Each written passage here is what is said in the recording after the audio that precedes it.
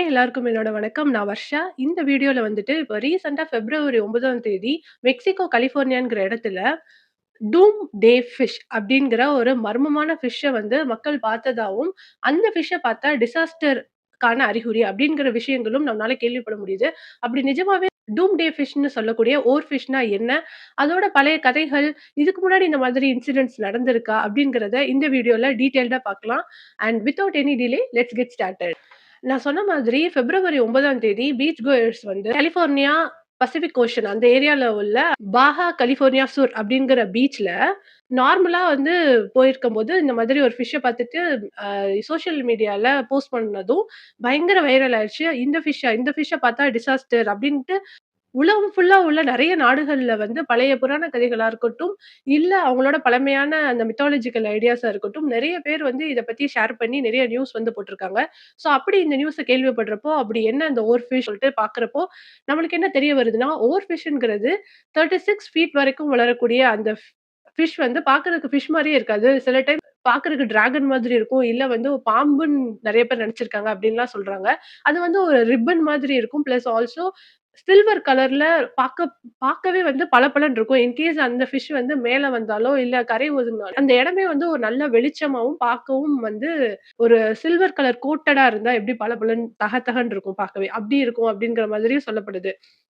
இந்த ஓர் ஃபிஷ் வந்து கடலோட ஆழத்துல வாழக்கூடிய ஃபிஷ் வகைகள்ல ஒண்ணு. இந்த ஃபிஷ்ஷ வந்து ரொம்ப ரொம்ப ரேர்.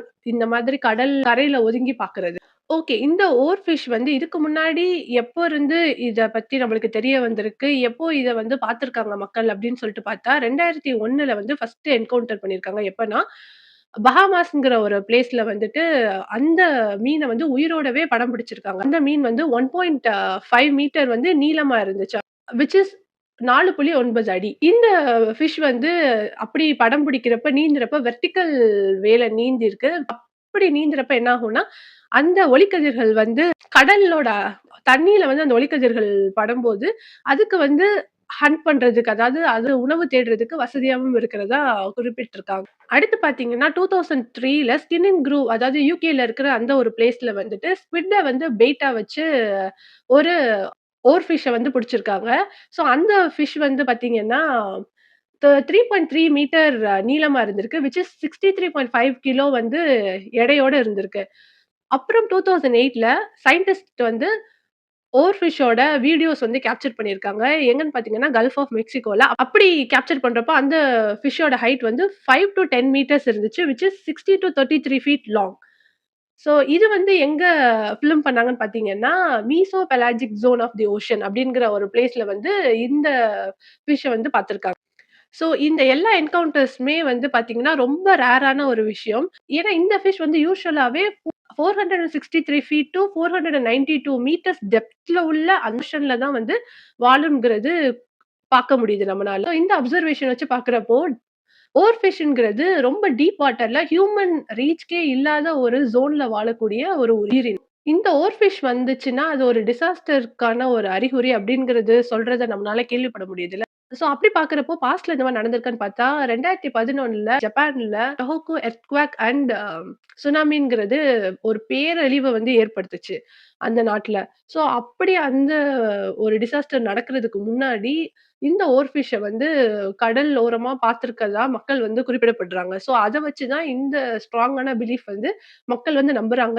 ஓகே. இப்ப வந்த ஓர் ஃபிஷ் வந்து சவுத் கலிஃபோர்னியா அண்ட் மெக்சிகோ ரைட்டா? ஸோ கலிஃபோர்னியா அண்ட் இந்த மெக்சிகோ சைட்ல இதுக்கு முன்னாடி எப்போ வந்து ஓர் ஃபிஷ்ஷ பார்த்துருக்காங்க அப்படிங்கிறத ட்ராக் பண்ணா, 3 டைம்ஸ் வந்து ஓர் ஃபிஷ் வந்து பார்த்துருக்காங்க. 2024ல 2 தடவையுமே பார்த்த ஓர் ஃபிஷ் வந்து இறந்து போன ஒரு ஓர் ஃபிஷ்ஷ தான் பார்த்துருக்காங்க. ஃபர்ஸ்ட் பார்த்த அந்த ஓர் ஃபிஷ் வந்து 12 ஃபுட் ஓர் ஃபிஷ். அது வந்து எங்க டிஸ்கவர் பண்ணியிருக்காங்கன்னு பார்த்தீங்கன்னா, லா ஜோல்லா கோவ் பகுதியில வந்து டிஸ்கவர் பண்ணியிருக்காங்க. அண்ட் தென் இது வந்து இந்த ரீஜியன்லயே 125 வருஷத்துக்கு அப்புறம் டிஸ்கவர் பண்ணியிருக்காங்க. ஸோ 2வது ஓர் ஃபிஷ் எங்கன்னு பார்த்தீங்கன்னா, செப்டம்பர் அண்ட் நவம்பர்ல வந்துட்டு 2024 அந்த சேம் இயர்ல ஹண்டிங்டன் ஒரு பீச்லயும், என்சினிடாஸ் அப்படிங்கிற ஒரு பீச்லயுமே இந்த ஓர் ஃபிஷ் வந்து இறந்த நிலையில பார்த்துருக்காங்க. இப்போ ரீசென்ட்டா February 9 பார்த்த அந்த ஓர் ஃபிஷ் வந்து உயிரோட பார்த்துருக்காங்க. ஸோ, அதனால இந்த விஷயம் அந்த வீடியோ கிளிப்ஸ் எல்லாமே சோசியல் மீடியால வைரல் ஆயிருச்சு. நான் லாஸ்ட்டா சொன்ன மாதிரி கலிஃபோர்னியால 3 தடவ ஓர் ஃபிஷ்ஷ பார்த்துருக்காங்கன்னு சொன்னேன் இல்லையா? இந்த 2024 அண்ட் 2025 ஸ்டார்ட்டிங்ல. ஸோ, அப்ப இந்த 2024 ஆகஸ்ட்ல வந்து லாஸ் ஏஞ்சல்ஸ்ல வந்து அந்த 4.4 மேக்னிட்யூட் எர்த்குவாக்கான காரணம் கூட இந்த ஓர் ஃபிஷ்ஷ பார்த்ததுனால தான் அப்படிங்கிற மாதிரியும் நெறைய பேர் வந்து சொல்றாங்க. இப்படி சொல்லப்படுற இந்த ஓர் ஃபிஷ்க்கு ஏன் டூம்டே ஃபிஷ்ன்னு வந்துச்சுன்னா, பழைய காலத்து ஜப்பானீஸ் தான் இந்த டூம்டே அப்படின்னு பேர வந்து ஓர் ஃபிஷ்க்கு வந்து வச்சிருக்காங்க. ஸோ, இப்ப ரீசென்ட்டா இந்த நெறைய விஷயங்கள் நம்ம பாஸ்ட்ல வந்து டிசாஸ்டருக்கான ஒரு காரணம் அந்த ஓர் ஃபிஷ் இருக்கனால, ஸோ இந்த டூம்டே அப்படிங்கிற ஒரு டூம்டே ஃபிஷ் அப்படிங்கிற நேமையே வந்து ஓர் ஃபிஷ்க்கு வந்து வச்சுட்டாங்க. ஸோ தட் இது வந்து ஒரு வார்னிங் சைன். இது வந்து ஒரு டிசாஸ்டருக்கான சைன் அப்படிங்கிறனால, இந்த ஹெட்லைன்ஸ் எந்த நியூஸ்ல ஹெட்லைன்ஸ் ஓர் ஃபிஷ் பத்தி பார்த்தாலும் டூம்டே ஃபிஷ் அப்படிங்கிறத நம்மளால பார்க்க முடியுது. ஜப்பானிய புராணங்கள்ல ஓர் ஃபிஷ் பத்தி ஒரு மர்மமான கதையே இருக்கு. அது என்னன்னு பார்த்தீங்கன்னா, ஓர் ஃபிஷ்ஷ வந்து ரியூஹோ நோ ஷுகாய் அப்படின்னு அழைக்கப்படுறாங்க. ஸோ அதுக்கு கடல் கடவுளின் அரண்மனை தூதர் அப்படின்னும் சொல்லப்படுது. ஃபிஷ் வந்து ரியூஜின் அப்படிங்கிற ஒரு பெரிய கடல் அரசரோட, கடல் கடவுளோட தூதராவும் பார்க்கப்படுது. ரியூஜின்ங்கிற அரசர் வந்து கடல் கீழ டீப் ஓஷன்ல உள்ள பிரம்மாண்டமான ஒரு அரண்மனையில வசிச்சுட்டு இருக்காராம். அப்படி இந்த கடையில டிராகன் கடவுள் வந்து கோபம் அடைஞ்சாலோ, இல்ல மாபெரும் பேரழிவு ஏற்பட போகுது அப்டின்னாலோ, அந்த ஓர் ஃபிஷ் கிட்ட வந்துட்டு அந்த தூது மாதிரி குடுத்து விடுவாரு. ஸோ அங்க உள்ள மீனவர்கள் தான் வந்து அந்த ஓர் ஃபிஷ்ஷ பார்த்தா நிலநடுக்கமோ, இல்ல சுனாமியோ வருங்கிறத ரொம்ப ஆழமா நம்புறாங்க. இந்த ஓர் ஃபிஷ் வந்து கடலுக்கும், நிலத்துல வாழ்ற அந்த மக்களுக்கும் ஒரு பாலமா இருக்குங்கிறதும் ஜப்பானிய மக்கள் நம்புறாங்க. அது மாதிரி இன்னொரு புகழ்பெற்ற கதையில உராஷிமா தாரோ அப்டிங்கிற ஒரு மீனவன் வந்து ரியுஜோ என்ன பண்ணியிருக்காரு, ஆமை மூலமா இந்த மீனவன வந்து அந்த கீழ அந்த கடல் கீழ ஒரு பெரிய அரண்மனை இருக்குன்னு சொன்னேன் இல்லையா? அந்த அரண்மனைக்கு வந்து விருந்தினரா கூப்ட்டுருக்காரு. அப்படி கூப்ட்டு போம்போது, இந்த ஓர் ஃபிஷ் தான் என்ன பண்ணியிருக்கு, அந்த மீனவனுக்கு வந்து வழிகாட்டியிருக்கு அப்படிங்கிறதும் நம்பப்படுது. அது மாதிரி இதுல ஒரு பெரிய ஆச்சரியமான விஷயம் என்னன்னா, ஒன்ஸ் இந்த ஒராஷிமா தாரோ வந்து கீழ விருந்து எல்லாம் முடிச்சுட்டு கடல விட்டு மேல வரும்போது, பல ஆண்டுகள் வந்து ஓடிருச்சு. விச் மீன்ஸ் அவர் வந்து டைம் டிராவல் பண்ணியிருக்காரு. அவரு போறப்ப இருந்த மாதிரி இல்லையாம். அவர் வெளியில வரப்போ பல நூற்றாண்டுகளே வந்து கடந்துருச்சு அப்படிங்கிற மாதிரி இந்த புகழ்பெற்ற கதையிலயும் கூறப்படுறத நம்மளால பார்க்க முடியுது. ஸோ ஃபைனலா பார்த்தா, இந்த ஓர் ஃபிஷ் பத்தி நம்ம தெரிஞ்சுக்கிட்ட வரைக்கும் என்ன வந்து அண்டர்ஸ்டாண்ட் பண்ணிக்க முடியுது அப்படின்னு பார்த்தீங்கன்னா, இது வந்து ஒரு பயங்கரமான ஒரு ஃபாசினேஷன். அதாவது அ கற்பனைக்கும் சயின்டிஃபிக் அதாவது விஞ்ஞானத்துக்கும் உள்ள ஒரு பாலமா தான் அந்த ஓர் ஃபிஷ்ஷ நம்மளால பார்க்க முடியுது. ஏன்னா, இதுவரைக்கும் எந்த ஒரு ப்ரூவன் ரெக்கார்ட்ஸும் இல்லாதனால, நம்மளால இப்ப எந்த ஒரு ஸ்ட்ராங்கான ஒரு விஷயமுமே வந்து சொல்ல முடியல. ஸோ ஓர் ஃபிஷ் தான் வந்து உண்மையிலேயே வந்து அழிவை வந்து அறிவிக்கிறதா அப்படிங்கிறது ஒரு புரியாத புதிரா தான் இன்ன வரைக்கும் இத்தன ஆண்டு காலமா இருந்துட்டு இருந்திருக்கு. இந்த மாதிரி புராண கதைகள்ல கூறப்பட்டதா இருக்கட்டும், இது வந்து ஒரு வார்னிங் சைன், டிசாஸ்டர்ன்ட்டு நெறைய விஷயம் ஓர் ஃபிஷ்ஷ பார்த்ததுக்கு அப்புறம் நம்ம பேசுறோம். ஆனா, நம்ம பேசப்படாத இன்னொரு முக்கியமான விஷயம் என்னன்னா, குளோபல் வார்மிங், கிளைமேட் சேஞ்ச் இதெல்லாம் தான். இந்த கடலோட டெம்பரேச்சர் நார்மலா இல்லாதனாலயோ, இல்ல ரைஸ் ஆறதுனாலயோ, ஆர் அந்த கரண்ட்ஸ் வந்து ஷிஃப்ட் ஆறனாலயோ கூட அந்த மீன்கள் வந்து நார்மலா, நேச்சுரலா அது வாழ வேண்டிய இடத்துல இருந்து வாழ முடியாத ஒரு சூழ்நிலையா கூட மேல வந்திருக்கலாம் அப்படிங்கிறதும் 2வதா நம்ம கண்டிப்பா இந்த ஒரு விஷயத்துல பார்க்கப்படணும். கடலோட வெப்பத்தன்மை வந்து அதிகரிக்கிறனால, கடலோட சுற்றுச்சூழல் அதிகமா பாதிக்கப்படுது. அண்ட் ஆல்சோ ஆக்ஸிஜனோட லெவலுமே குறையுது. இதெல்லாம் நடக்கிறதுனால, கடலோட டீப் ஓஷன்லயும் நிலநடுக்கங்கள் வர நெறையவே வாய்ப்பு இருக்கு. சில சயின்டிஸ்ட் என்ன சொல்றாங்கன்னா, இந்த மாதிரியான விஷயங்கள் கடல்ல நடக்கிற அந்த நிலநடுக்கங்கள் காரணமா கூட ஓர் ஃபிஷ்கள் வந்து மேல வர்றதுக்கான நெறைய வாய்ப்பு இருக்கு. அதனால தான் அது கடற்கரையில வந்து தோன்றி இறக்குது அப்படிங்கிறதும் நம்மளால பார்க்க முடியுது.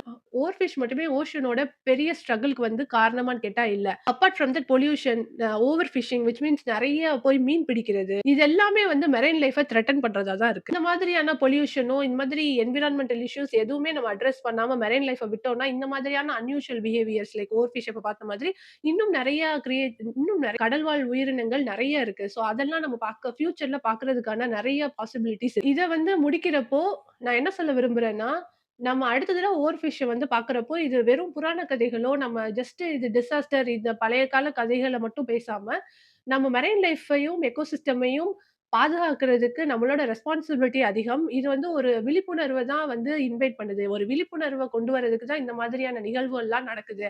அப்படிங்கிறத நம்ம ஆழமா புரிஞ்சுக்கணும்னு நான் நம்புறேன். இந்த மாதிரி வீடியோஸ்க்கு நம்ம சேனல் சப்ஸ்கிரைப் பண்ணிக்கோங்க. அண்ட் அடுத்த வீடியோல நான் உங்கள சந்திக்கிறேன். Until then it's Varsha signing off. Tata! Bye!